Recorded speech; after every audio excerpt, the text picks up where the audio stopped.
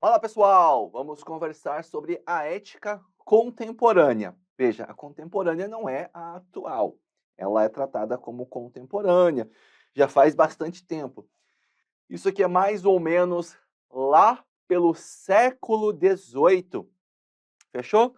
E o que aconteceu no século XVIII, galera? A gente teve ali uma grande mudança, uma série de transformações, uma série de revoluções que nós passamos, né, a nossa sociedade passou, a época ali da industrialização, como diz o Max Weber, né, a questão da racionalização que passou ali trouxe, né, para o mundo diferentes fontes do saber, porque trouxe mudanças, né? E aí nessa questão da ética contemporânea que a gente passou, que surgiu a ética aplicada. E daí a gente vai aplicar determinados setores, porque antes, pense, a gente só tinha ética filosófica, né? Os pensadores. A partir desse momento, a gente passou até a ética aplicada. Então, ali começam surgir, né, algumas questões, né, de sustentabilidade, de organização das cidades. Por quê? Porque a sociedade mudou. Predominantemente, nós tínhamos uma sociedade feudal, né? O pessoal morava nos feudos, tinha lá o principado que dominava, que mandava, que recolhia impostos, que tinha o seu pequeno exército, que atendia o rei quando era chamado. Então, nós tínhamos uma sociedade predominantemente feudal. A partir da questão da revolução industrial que nós tivemos, passou-se a ter menos pessoal do campo migrar para a cidade, né? Na questão da industrialização, deixar o campo para trabalhar nas cidades.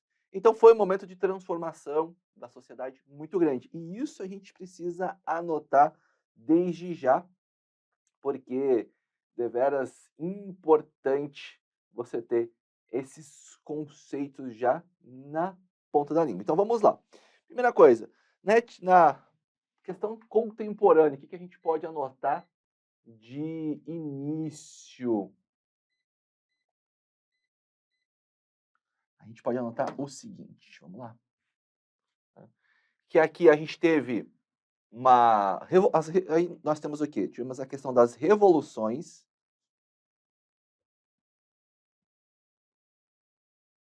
E isso transformou a sociedade.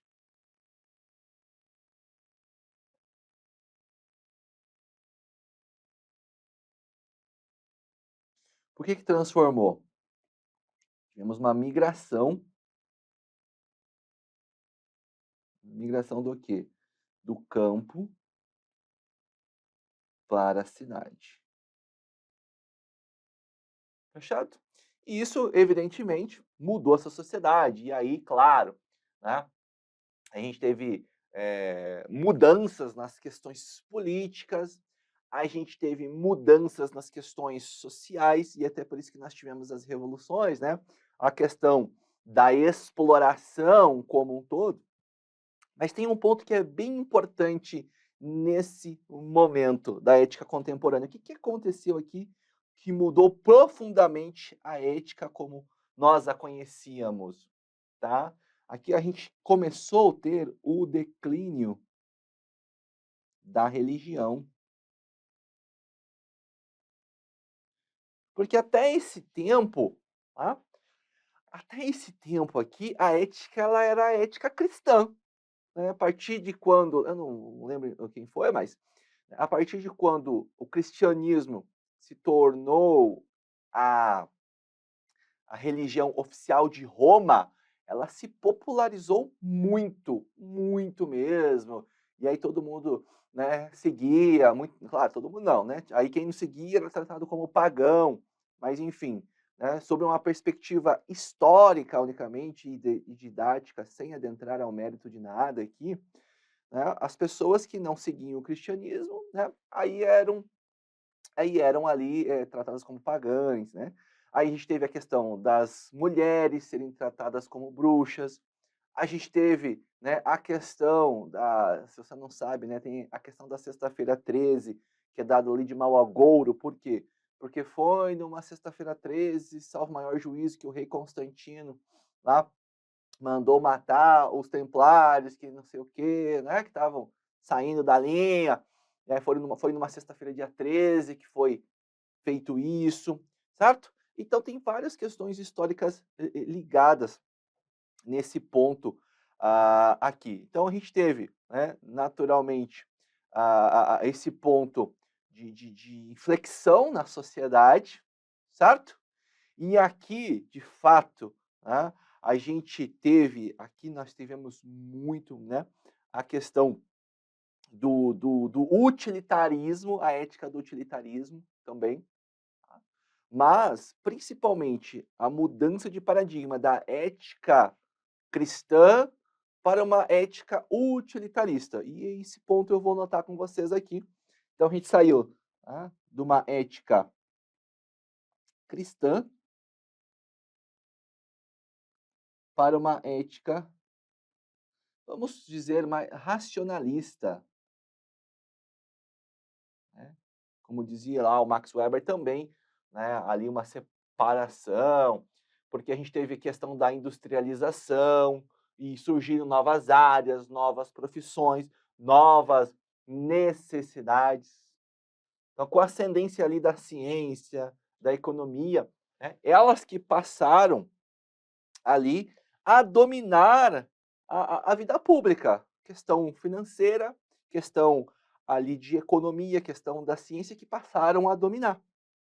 E é nesse ponto, né, que a gente tem uma moralidade baseada puramente em conceitos cristãos, né, que era pregado para você atingir a salvação, você tem que fazer isso, isso, isso, tá, certo? Então, tirou esses preceitos e passou a ter princípios religiosos não, né, científicos e econômicos arraigados à questão da moralidade das sociedades nesse período. Né? E aí, nesse ponto que surge, né, e a gente vai anotar, a gente vai surge o utilitarismo. Quem é o pai do utilitarismo, gente? Aí pensando aí, né? Essa é uma das abordagens éticas mais relevantes da idade contemporânea. Qual que é a ideia do utilitarismo aqui? Qual que é o conceito? Então ele fala o seguinte, eu vou anotar porque isso é importante.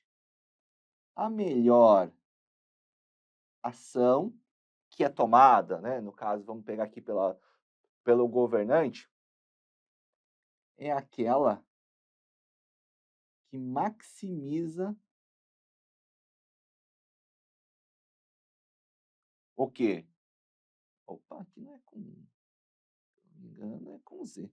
Maximiza a utilidade.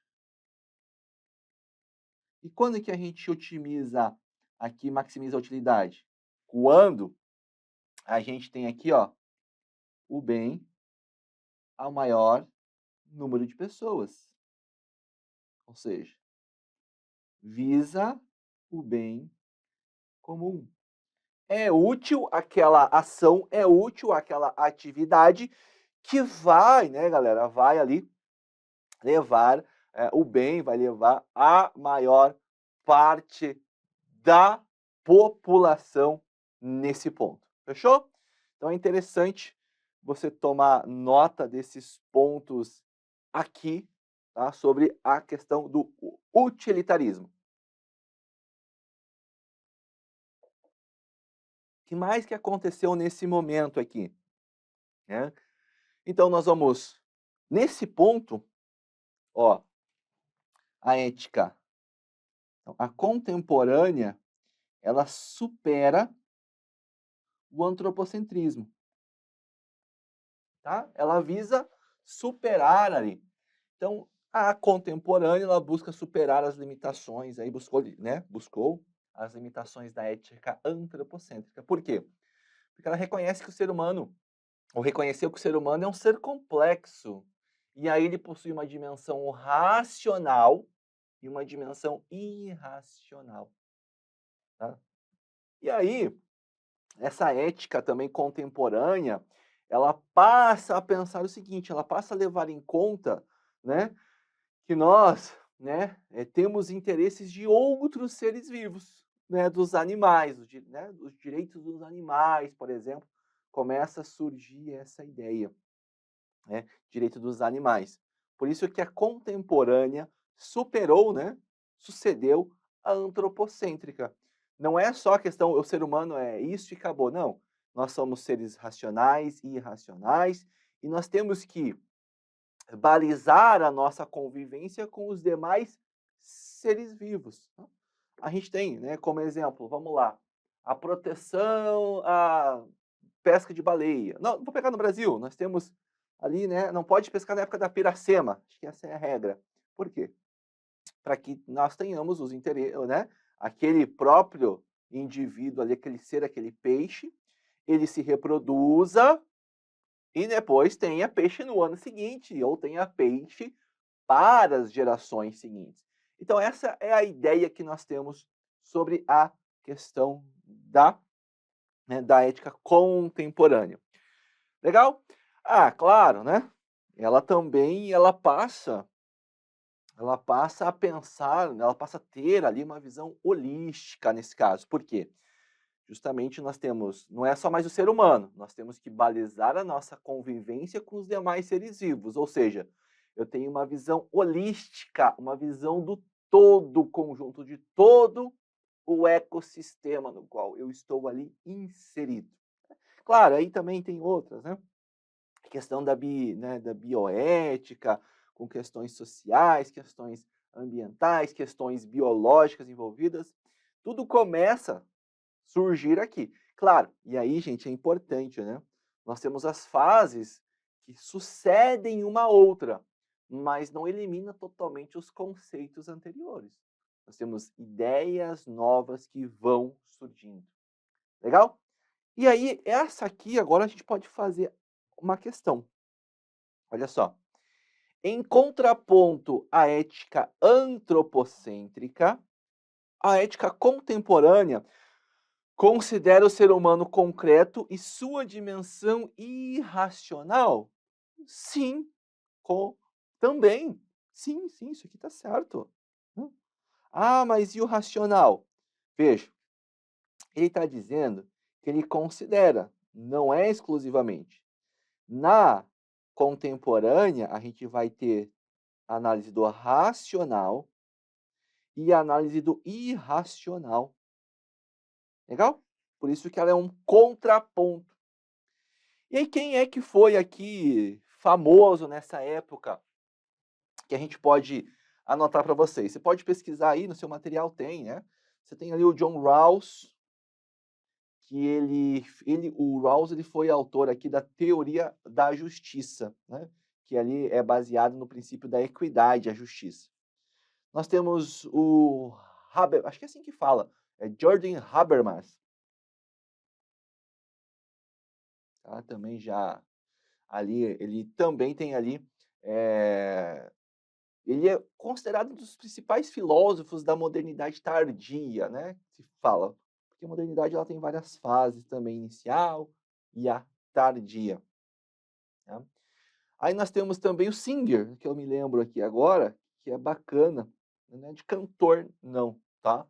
Ele é australiano e conheceu ali, ele tem um trabalho fantástico sobre a ética animal e a ética global.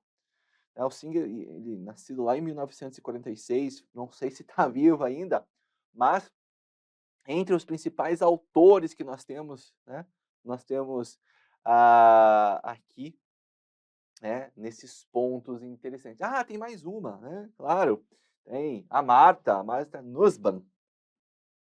Então, ela é Nussbaum. Nussbaum, tá? Ela tem um trabalho muito legal sobre a filosofia do bem-estar, né, e a ética também da deficiência, né? São obras muito bacanas que podem ser aí uma hora exploradas por você. Eu faço menções dela no material, né? Claro, né, dentro do limite necessário para que a gente possa acertar as questões de prova. Olha outra questão que eu coloquei. Alguns autores defendem que, atualmente, a ausência da relação que existia entre moral, religião e bons costumes altera os referenciais sobre o que é certo ou errado, contribuindo para a crise ética contemporânea. Ó, a primeira coisa que você precisa saber é que essa alternativa está certa. Analisa comigo aqui com mais calma. Alguns autores defendem que, atualmente, a ausência da relação que existia, ó, existia uma relação entre moral, religião e bons costumes? Sim. Essa decadência da religião, por exemplo, ela alterou os referenciais sobre o que é certo e errado? Sim, porque antes a gente tinha uma visão muito religiosa da questão da ética, dos bons costumes, dos valores morais. A partir do momento que eu tiro a questão do cristianismo da jogada, é claro que a gente vai ter uma alteração. E isso trouxe, né, uma espécie de crise na ética contemporânea. Não é bem crise, mas a gente sim, a gente teve grandes mudanças. Talvez uma das maiores mudanças de paradigma, de visão da ética foi nesse período, porque a gente tirou o pilar fundamental no que toda ela, né, grande parte do mundo era baseado. Não que não exista hoje, muito pelo contrário, ainda existe, existe muito. Mas naquele momento ele trouxe esse aspecto aqui. Legal? Fechou? E assim a gente fecha aqui esse bloco também sobre a ética contemporânea. Fechou? A gente se vê. Até já.